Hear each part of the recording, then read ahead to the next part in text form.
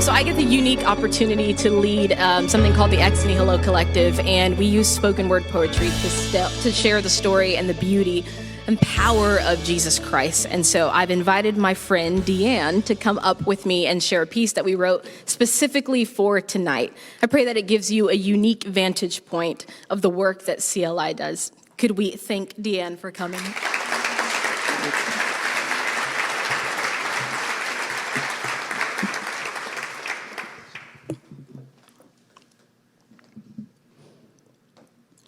The hood was home, where father figures were wife beaters and emphasized themselves with gold teeth. In order to gain respect, a 9mm stayed on the hips of men who found peace in gunpowder residue. Rolling dice became the probability of where most would end up in life, surrounded by cold concrete walls behind barricaded bars. And if those walls could speak, they would hear the blood-curdling cries of men who saw freedom as easy as breathing. Finding joy wasn't as accessible in the solitary that confined their emotions. Self-depreciating thoughts weren't as easy to turn off like the light switch that flickered in the room they'd often go to escape their worries in. But how could they rename what society already labeled them as? Criminal. Already sentenced to a life that affirmed the statistics that were destined for men who came from their side of town.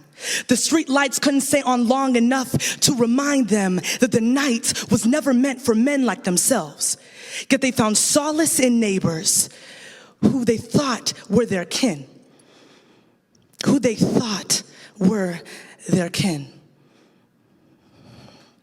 Betrayal stood between discernment and decisions. To walk with men who declared their loyalty to their naivety. They now sit in regret, awaiting the day justice is served on account for past decisions.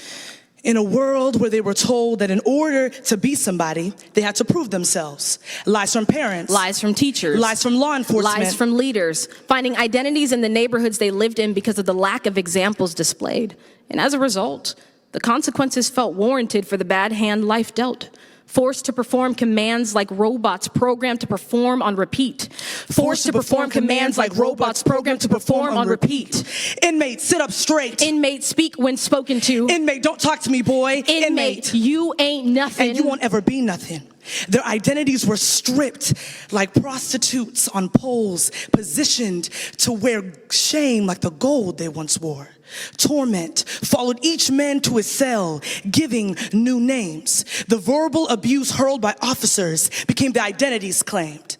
Hi, my name is addict. Hi, my name is abuser. Hi, my name is thief. Hi, my name is accuser. After the number of times of being subjected as less than human, who wouldn't believe what they've been told? With unreasonable doubt, a lack of judgment led to conviction on all three accounts. The first, driving under the influence. Guilty. Seated at the wheel, inspired by a world that taught them to believe being a man meant holding a bottle in one hand and bitterness in the other. The second, assault and battery. Guilty. Picking up guns in their neighborhood was like taking training wheels off of a bike. You were forced to grow up if you wanted to survive. And in order to protect themselves, they had to learn how to fight. The third, theft. Guilty. Stolen identities long before they had a fighting chance to discover who they were. They longed for living water to satisfy their souls, but only found healing in hypocrisy. A unanimous decision that the lives they chose only confirmed their fate. Guilty as charged, condemned by a jury that was unwilling to look past their environment. So they pray for another trial to testify of what they know to be true. And they are the many that lie in a generational cycle of men and women who hope to make peace with a past that they never envisioned for themselves.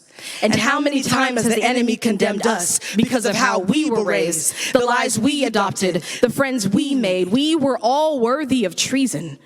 Our past declared our destinies behind bars with no hint of hope, help, or a hero. There was no reason for Jesus to take our place. So why would he take our fate when we were guilty?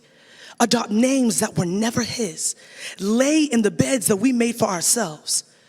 It was because of his relentless love that we have hope in a better tomorrow. So our mission is simple.